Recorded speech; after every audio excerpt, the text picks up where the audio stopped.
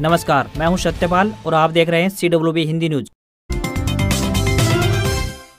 शक संवत 1945 विक्रम संवत 2080 आज भाद्रपद मास के शुक्ल पक्ष की अष्टमी तिथि और दिन शनिवार है। तदनुसार अंग्रेजी तारीख 23 सितंबर सन 2023 आज यानी शनिवार को श्री दुर्गा अष्टमी का व्रत किया जाएगा। इसके अलावा 23 सितंबर को ही राधा अष्टमी भी मनाई जाएगी। आइए सबसे पहले बढ़ते हैं दिन भर की सुर्खियों की तरफ। मेरी फसल मेरा ब्यौरा का फिर से पोर्टल खुला, अब किसान 10 दिनों तक कर सकेंगे रजिस्ट्रेशन। हरियाणा सरकार की फिर बढ़ेंगी मुश्किलें, सरपंचों ने ई टेंडरिंग को लेकर कृषि मंत्री के विरोध का किया ऐलान। हिसार में विभिन्न निर्माण कार्यों के लिए मिलेंगे 1800 करोड़ रुपए, चुनाव से पहले चमकेगा हिसार शहर। हरियाणा सरकार ने किसानों के हित में लिया बड़ा फैसला, आज से बाजरे की खरीद हुई प्रारंभ, बताएंगे पूरी अपडेट। हरियाणा में ढाणियों को मिलेगी 24 घंटे बिजली, ऊर्जा मंत्री चौधरी रणजीत सिंह ने बताया शुरू हुई प्रक्रिया।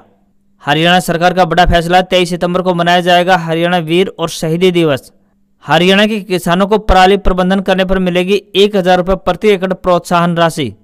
मोहाली में 27 साल बाद ऑस्ट्रेलिया से जीता भारत, कप्तान राहुल ने छक्का मारकर जिताया, शमी ने 5 विकेट। पहली बार तीनों फॉर्मेट में नंबर 1 बना भारत, ऐसा करने वाली दुनिया की दूसरी टीम बनी। साउथ अफ्रीका 2012 में ऐसा कर चुका है। हुंडई i20 एनलाइन फेसलिफ्ट भारत में हुई लॉन्च, प्रीमियम स्पोर्ट्स हैचबैक में 35 नए सेफ्टी फीचर्स मिलेंगे, टाटा अल्ट्रोज से होगा सीधा मुकाबला। हरियाणा कॉलेज एडमिशन अपडेट, कॉलेजों में प्रथम वर्ष में दाखिला लेने के लिए 25 से 30 सितंबर तक फिर से खुलेगा पोर्टल। और अब खबरें विस्तार से।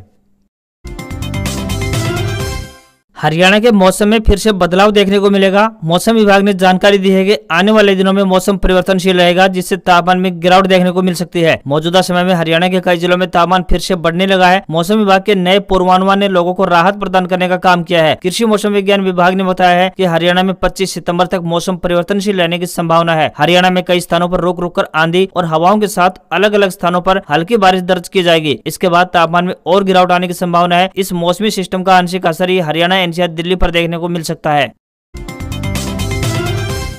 रिजर्व बैंक ऑफ इंडिया यानी आरबीआई की तरफ से असिस्टेंट के पदों पर भर्ती के लिए आवेदन मांगे गए हैं। जो भी इन पदों पर आवेदन भेजने के इच्छुक हैं वे आधिकारिक वेबसाइट के माध्यम से अपने आवेदन भेज सकते हैं। आवेदन करने की अंतिम तारीख 4 अक्टूबर 2023 है। प्रीलिम्स परीक्षा की तिथि 21 व 23 अक्टूबर 2023 है, तो वही मुख्य परीक्षा की तिथि 2 दिसंबर 2023 तय की गई है। शैक्षणिक योग्यता जानने के लिए उम्मीदवार आधिकारिक सूचना देख सकते हैं। आवेदकों की न्यूनतम आयु सीमा 20 वर्ष हो तथा अधिकतम आयु सीमा 28 वर्ष होनी चाहिए। असिस्टेंट के 450 पदों पर यह भर्तियां की जाएंगी। हरियाणा कर्मचारी चयन आयोग यानी HSSC ग्रुप सी के लगभग 32,000 पदों की भर्ती पूरी करने के लिए आगे बढ़ रही है। हरियाणा में group C common eligibility test यानी CET पास करने 2,04,000 अभ्यर्थियों का वेरिफिकेशन किया जाएगा। हरियाणा कर्मचारी चयन आयोग यानी HSSC ने इसके लिए हरियाणा परिवार पहचान पत्र अथॉरिटी यानी PPP को लेटर लिखा है, जिसमें कहा गया है कि इन अभ्यर्थियों की फैमिली इनकम और घर में सरकारी नौकरी की पड़ताल की जाए। हालांकि आयोग पहले ही काफी उम्मीदवारों का वेरिफिकेशन कर चुका है, लेकिन पंजाब हरियाणा हाईकोर्ट की सिंगल बेंच के एक फैसले का हवाला देते हुए आयोग ने PPP अथॉरिटी को अभ्यर्थियों की पूरी जानकारी भेजकर वेरीफाई करने के लिए कहा है। अभी संभावना यह भी बनी हुई है कि आयोग अपने स्तर पर वेरिफिकेशन के बाद CET स्कोर संशोधित कर ले। यदि ऐसा हो जाता है तो भर्ती प्रक्रिया को कोई भी रोक नहीं पाएगा। महिला आरक्षण बिल पेश किए जाने को लेकर देश की महिलाएं बीजेपी सरकार का स्वागत कर रही हैं। इसी दौरान अब बिल को लेकर महिलाओं की टिप्पणियां भी सामने आ रही है। इसी क्रम में हरियाणा की फेमस डांसर सपना चौधरी ने भी अपनी प्रतिक्रिया दी है। उन्होंने बिल का समर्थन करते हुए प्रधानमंत्री श्री नरेंद्र मोदी का धन्यवाद किया है। कलाकार सपना चौधरी ने कहा है कि यह पहल बहुत अच्छी है, ये तो सिर्फ पहला कदम है, अभी और भी बिल पास होने बाकी है। मैं महिलाओं का इतना समर्थन करने और उन्हें इतना समझने के लिए मोदी जी को धन्यवाद देना चाहूंगी। फिलहाल सपना चौधरी ने भविष्य में राजनीति में आने के सवाल पर कोई जवाब नहीं दिया है। हरियाणा के हिसार जिले के लोगों के लिए अच्छी खबर है। जिले में निर्माण कार्यों के लिए जनवरी महीने तक केंद्र सरकार से 1800 करोड़ रुपए का अनुदान मिलने की संभावना है। दरअसल सरकार की योजना चुनाव से पहले हिसार को चमकाने की है। हरियाणा के उप मुख्यमंत्री डिप्टी सीएम दुष्यंत चौटाला ने हिसार को लेकर कई अहम बातें कही है। सीएम दुष्यंत चौटाला ने कहा है कि हिसार स्थित महाराजा अग्रसेन हवाई अड्डे को इंटीग्रेटेड एविएशन हब के रूप में विकसित करना राज्य सरकार की सर्वोच्च प्राथमिकता है। डिप्टी सीएम दुष्यंत चौटाला ने कहा कि हिसार में 3200 एकड़ में मैन्युफैक्चरिंग हब बनाया जाना है, जिसका टेंडर तैयार हो चुका है। इसके बाद यहां बोली के जरिए प्लाट आवंटित किए जाएंगे। उन्होंने कहा कि हिसार हवाई अड्डे पर जल्द ही यहां 100 से 200 पायलटों को प्रशिक्षण देने की सुविधा उपलब्ध होगी। दुष्यंत चौटाला ने कहा कि हिसार हवाई अड्डे का नया टर्मिनल भवन वर्ष 2026 तक तैयार हो जाएगा। हरियाणा के मनोहर सरकार की मुश्किलें फिर बढ़ सकती हैं, क्योंकि ई टेंडरिंग प्रणाली को लेकर सूबे के सरपंचों ने कृषि मंत्री जेपी दलाल के कार्यक्रम के विरोध का ऐलान कर दिया है। बता दें कि जींद जिले के जुलाना क्षेत्र में कृषि मंत्री जेपी दलाल का 23 सितंबर यानी आज कार्यक्रम आयोजित किया गया है और जुलाना में सरपंच एसोसिएशन के प्रधान रणबीर शैमन की अध्यक्षता में हुई बैठक में इस कार्यक्रम के विरोध का प्रस्ताव पारित किया गया। बता दें कि ई टेंडरिंग प्रणाली को लेकर प्रदेश भर के सरपंच मनोहर सरकार के खिलाफ जनवरी महीने से ही विरोध कर रहे हैं। उन्होंने गाँव के विकास कार्यों को लेकर शुरू की गई ई टेंडरिंग प्रणाली को वापस लेने, पूर्ण पंचायती राज अधिनियम को लागू करने की मांग की है। हरियाणा में भ्रष्टाचार पर अंकुश लगाने के उद्देश्य से सरकार द्वारा ई टेंडरिंग प्रक्रिया अपनाई गई है, जिसके तहत 2 लाख रुपए से अधिक के कार्यों के लिए ई टेंडरिंग जारी की जाएगी। फिर किसी अधिकारी और ठेकेदार के माध्यम से ये गांव के विकास कार्य करवाए जाएंगे। सरकार का तर्क है कि इस व्यवस्था से भ्रष्टाचार को खत्म करने में मदद मिलेगी। हरियाणा के राजनीति के लिए बड़ी खबर सामने आ रही है। दिल्ली में इनेलो के नेता अभय सिंह चौटाला और कांग्रेस के राष्ट्रीय अध्यक्ष मल्लिकार्जुन खड़गे के बीच मुलाकात हुई है। बताया जा रहा है कि दोनों नेताओं के बीच काफी देर तक बातचीत हुई है। वहीं दिल्ली में दोनों नेताओं के बीच यह मुलाकात हुई है। सूत्रों के हवाले से मिल रही जानकारी की माने तो इनेलो की 25 सितंबर की कैथल रैली को लेकर चर्चा हुई है। आपको बता दें कि कुछ दिन पूर्व ही इनेलो की तरफ से प्रस्तावित कैथल में सम्मान दिवस रैली में इंडिया अलायंस के नेताओं के शामिल होने की बात सामने आई थी। इसमें कांग्रेस को भी न्योता दिया गया है।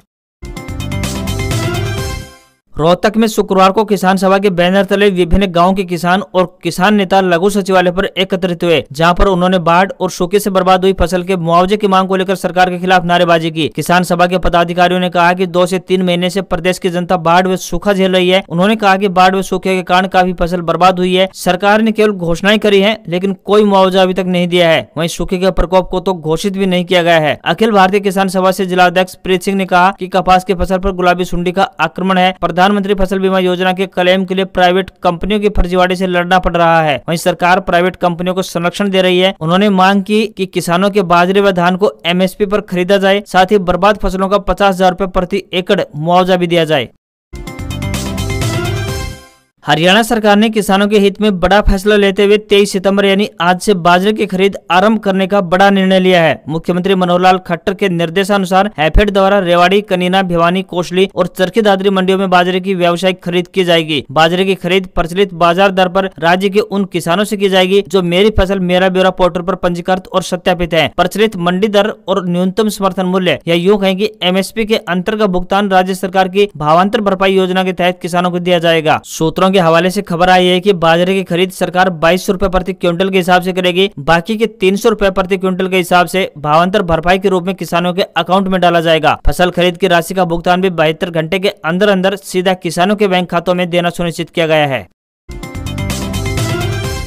विश्व कुश्ती चैंपियनशिप में हरियाणा की बेटी अंतिम पंघाल ने कांस्य पदक जीतकर हिंदुस्तान का नाम रोशन कर दिखाया है। इसके साथ ही उन्होंने देश को कुश्ती में पेरिस ओलंपिक के लिए 53 किलोग्राम वर्ग भार का कोटा भी दिलाया। 19 वर्षीय अंतिम पंघाल 2 बार की यूरोपीय चैंपियन स्वीडन खिलाड़ी जोना मालमग्रेम पर जीत के साथ वर्ल्ड कुश्ती चैंपियनशिप में कांस्य पदक जीतने वाली 8वीं भारतीय महिला बन गई है। अंतिम पंघाल ने तकनीकी श्रेष्ठता के आधार पर जीत हासिल कर पेरिस 2024 ओलंपिक खेलों के लिए हिंदुस्तान में कुश्ती का कोटा हासिल किया।